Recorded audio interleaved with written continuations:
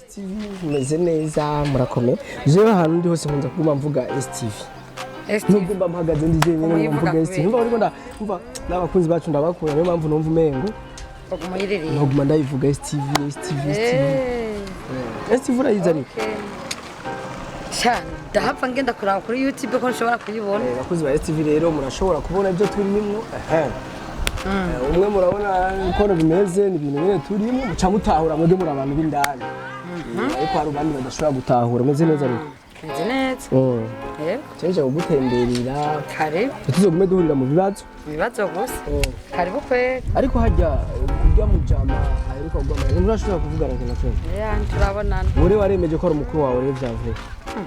reka sharekana n'ubwo burofu nuburofu yaguhaye ibihumbi amajana angahe none amajana angahe no kuvugira kwanza hajya yaguhaye angahe mugaca muzana ndi muko azongerera mu rugo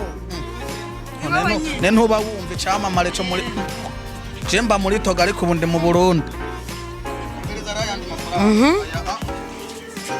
aya cyo ngenda kuri fana bajya batoya biwe ayo anya batonya biwe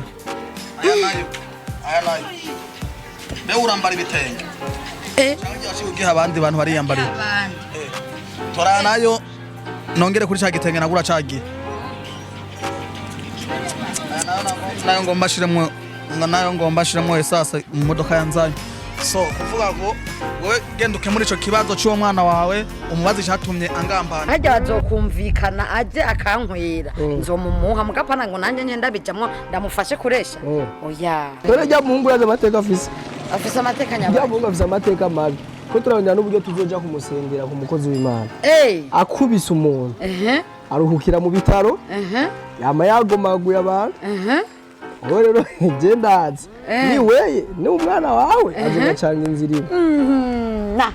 eka mana yanje ndakwisabye none azoca ankubitira hanze tutwanje nutwawe nje ibigiye mu ibarabara ukabirekerereza barabika ubwo ati jewe bibyizanye ndarya ndakubita none ko navyaye neza ariko byiri byari byashike nta wundi mungu yoba yarigeze kumva kugucako kugira ngo ujye mukobwa wawe ntabwo kabisa niwe wa mbere niwe yobabaye wa mbere nujya mukobwa wawe muri misari he kamukobwa wanje katsi ariko arashobora kuba atakishaka ko bavugana cyane nabyo no umenye urumva sishobora kwinjira mu mabanga yiwe kuko maze kwinjira mu mabanga y'umukobwa wanje nandiko ndabonengera karimbi yego ubu rero ni kuvuga ati nta n'icyo uri kuramumariye ndamarira igihe ujya mu stand of ujya muhungu cyajya vraiment ahubwo nuko bovugana bo nyene bagashiba ibintu mu buryo akazambwira aje umukobwa wawe umunsi uyu ndazana inkwano umunsi uyu no kumugira mariage sawa ngaho sishobora kudekona ariko azana tujambo jambo yawe oya uzinumviriza ko ariko tufaranga zawe ndumbwi ariko nk'ubu tuzananije niho bisubira ngo ndumbwi ngo nzana ndumbwi oya ntibibaba ubu kuyibwira rero bose nga nanza kuyimubwirana umubwira naho ndakugebuke ungebuke none icyabona kiri mu bice bisubasanga ndafise nk'icyabona nawe ibyo ni ibyawe kumenya sha oya ni akarorero bibaye ugasanga nk'ubu naje ngandi ready uri ready kuntu icyambere nta mikoro mbona kwanzuka icyambere nta mikoro mbona icya kabiri nta kamera wazanye no musumba ko nta bigenda basha gufatira mbari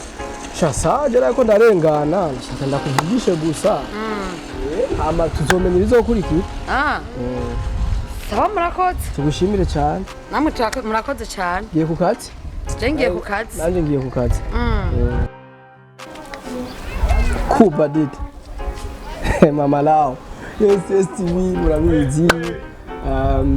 turi ku kazi mwe mwabibonye ibyo byatabonye mwe mwabibonye rero tuhindukire kamera yacu kamera yari inyuma mwabibonye n'amakuru so naho kandi kazi kubonera kudukurikirana murabona ko tugerageza gukora bimwe mu byo baryohera ibyo tuma banke turiko turabakorera umutsi nta n'ikindi dukora ariko tubereke yuko kamera nayo ndayifise ngaha mu kamera mari nawe yinyegeje murabibona ikintu cyose cagiye ahabona